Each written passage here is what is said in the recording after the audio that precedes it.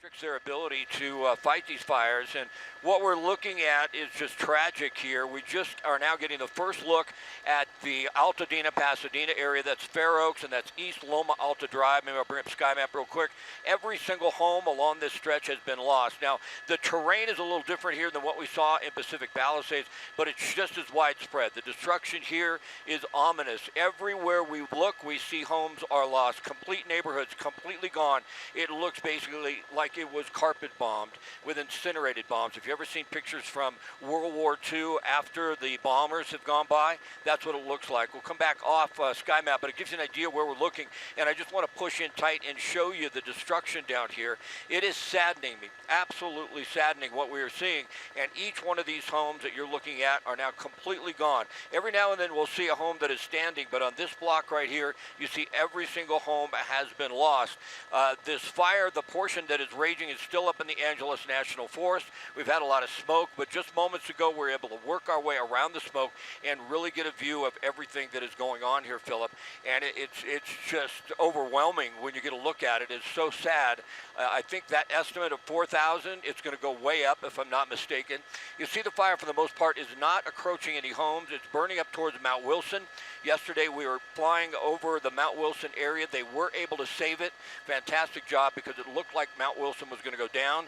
We've lost some power up there. It's restricted our ability to transmit in a lot of ways.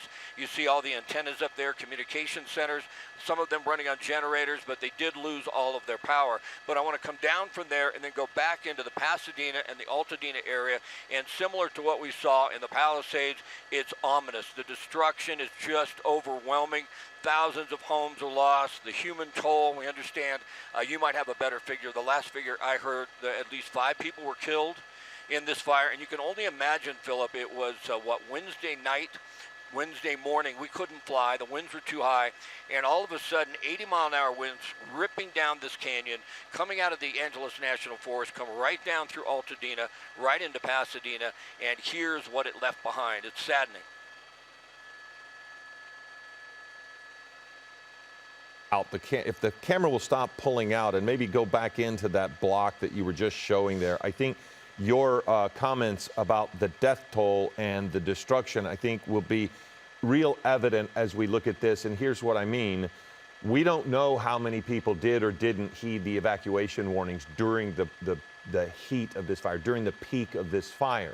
So there is a very real possibility that there will be people who perished trying to save their home. We know of one person who did. So, Scott, when you look at that image there, it's important to note that sheriffs, sadly, cadaver dogs, they will have to go through these neighborhoods one by one to find out what is in the rubble, if there are people there, or if it is just the devastation of a home and the family evacuating.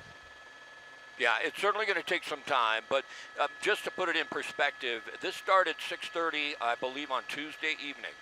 By Wednesday morning, if you can only imagine, into Tuesday night and Wednesday morning, if you live in this area, the winds are howling at 80 miles an hour at some point, probably 50 miles an hour, sustained, but gusts up to 80, and you have to try and get out. So when you take a look at these streets trying to get out of here, this may be police activity searching some of the homes to see if they can clear them, that no one has been lost inside that home. But just imagine what it must have been like. And I want to open up a little bit and give you a little bit of a wider shot, just to give you an overwhelming shot of how bad the destruction is. Everything, for the most part, is lost here. Now, compared to Palisades, every single home was lost in that area. In Palisades, every single home. Here, it did hopscotch across certain areas. Some homes were saved, some homes were lost, and the homes up along the hillside, they seem to have gotten it the worst. Off to the left side of your screen, to give you some perspective, that's JPL. The homes right in there, they were saved. But then if we come down a little bit, that entire neighborhood along Fair Oaks, that has been lost. Fair Oaks and East Loma Alta Drive, everything on that block has been completely lost. So the aircrafts could not fly. They could not get in there and help them. And you look at the fatalities, and it's so tragic.